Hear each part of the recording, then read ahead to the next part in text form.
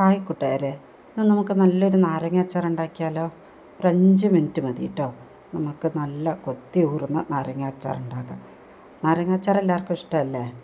അച്ചാർ എൻ്റെ ഒരു വീക്ക്നെസ് ആട്ടോ. എന്തൊക്കെ ഉണ്ടെങ്കിൽ എനിക്ക് അച്ചാറില്ലാണ്ട് എനിക്ക് ചോറിറങ്ങില്ല, എനിക്ക് അച്ചാർ വേണം. അപ്പോൾ എല്ലാവർക്കും ഇഷ്ടമാണെന്നറിയാം, എന്നാലും നമ്മൾ നാരങ്ങ, വെളുത്തുള്ളി, കറിവേപ്പില, കടുക്, ഉലുവ ചതച്ചത്, കാശ്മീരി ചില്ലി, സാദാ മുളക് പൊടി, ഉലുപ്പ്, കായം, മഞ്ഞൾപ്പൊടി, ഇത്ര ഇതാണ് കേട്ടോ വേണ്ടേ. നമുക്ക് അടുപ്പ് കത്തിച്ച് ചട്ടി അടുപ്പത്ത് വെച്ച് ഇത് നല്ലെണ്ണ ഒഴിക്കാം കേട്ടോ. അച്ചാറിന് എപ്പോഴും നല്ലെണ്ണ ഒഴിക്കണേ. കടുക് വേണേ, കടുകിടാൻ മറന്നു പോയല്ലേ, ഞാൻ എടുത്ത് വയ്ക്കാൻ മറന്നു പോയതാ. നല്ലെണ്ണയിൽ ഉണ്ടാക്കണം. നല്ലെണ്ണ അല്ലാതെ കുറേ നാൾ ഇരിക്കുള്ളൂ. നല്ലെണ്ണയിൽ പിശുക്കൊന്നും കാണിക്കേണ്ട കേട്ടോ. കുറച്ച് നല്ലെണ്ണ ഒഴിച്ചോ. എണ്ണ നല്ലോണം ചൂടായി വരുമ്പോൾ കടുകിട്ട് നമ്മൾ വെളുത്തുള്ളി, കറിവേപ്പില ഇട്ട് നല്ലോണം ഒന്ന് മൊരിഞ്ഞ് വരണം കേട്ടോ. നല്ലോണം ഒന്ന് മൊരിഞ്ഞ് നല്ലൊരു ബ്രൗൺ കളറാവുന്ന വരെ ഒന്ന് ഈ പരുവാകണം കേട്ടോ.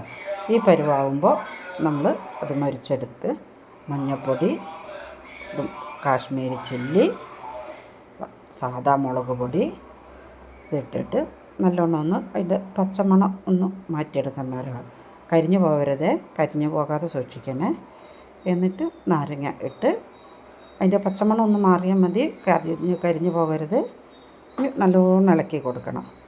നല്ലോണം ഇളക്കി എല്ലാ കഷ്ണത്തിലും അതിൻ്റെ ഇത് പിടിക്കുന്നത് വരെ നമ്മൾ നല്ലോണം ഒന്ന് ഇളക്കി കൊടുത്ത് ഇട്ട് കുറച്ച് പിന്നെ അതിലേക്ക് ഉപ്പിടണം.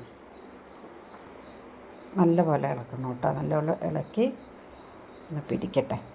എന്നിട്ട് കല്ലുപ്പാട്ടോ ഇടണേ. ഉപ്പ് കുറച്ച് മുന്നോട്ട് നീക്കണം കേട്ടോ. അപ്പോഴേ അത് ഒന്ന് അലുത്ത് വരുമ്പോൾ ഉപ്പ് ബാലൻസ് ചെയ്യുള്ളൂ. ഇച്ചിരി ഉപ്പ് അധികമായാൽ കുഴപ്പമൊന്നുമില്ല. ഇത് ഉലുവയും പച്ചക്കടുകും കൂടെ ചതച്ചതാണ് കേട്ടോ. ഇത് പിന്നെ കടുക് എന്തായാലും ചതച്ചിടണം. കടുക് വറുത്താൽ കടുക് ചതച്ചണം. കായം കുറച്ച് നല്ലപോലെ ഇട്ടോ കേട്ടോ.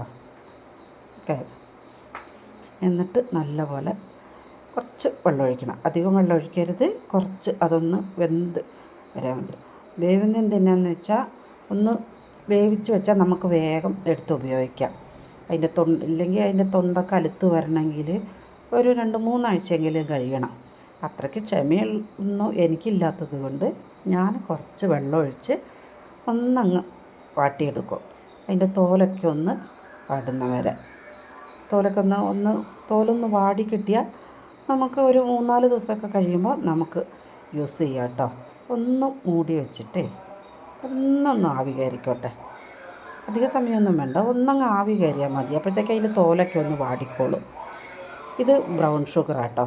അതിൻ്റെ ഉപ്പും പുളിയും ഇതെല്ലാം കൂടെ ഒന്ന് ബാലൻസ് ചെയ്യാൻ വേണ്ടി ഞങ്ങൾ പഞ്ചസാര യൂസ് ചെയ്യാറില്ല കേട്ടോ. ഞങ്ങൾ പിന്നെ ബ്രൗൺ ഷുഗറാണ് യൂസ് ചെയ്യുക. അത് കുറച്ച് അധികമൊന്നും ഉണ്ടല്ലേ, കുറച്ച് അതിൻ്റെ അതൊന്ന് ബാലൻസ് ചെയ്യാൻ പാകത്തിന്. എന്നിട്ട് ഒന്നും കൂടെ ഒന്ന് ഇളക്കി കൊടുത്ത് ഒന്ന് കുറുക്കി ഒന്ന് വന്നോട്ടെ. ഒന്ന് നമുക്കത് അറിയാലോ അതിൻ്റെ അച്ചാറിൻ്റെ ഒരു പരുവ. ആ കുറുക്കി വരുമ്പോൾ നമുക്ക് ഓഫാക്കാം. നല്ല തിളച്ച് കുറുക്കി നമ്മുടെ പരുവായിട്ടോ. അച്ചാർ റെഡിയായേ. ഇത്രയേ ഉള്ളൂ. ഇനി നമുക്കിത് ഓഫാക്കി വെച്ചാൽ ഇത് അച്ചാർ നല്ലോണം ചൂടാറി എല്ലാം കുറുക്കി നല്ല പരുവായി. നമ്മളത് കുപ്പിയിലേക്ക് മാറ്റി അവിടെ വെച്ചാൽ നമുക്ക് ഇത് എനിക്കൊരു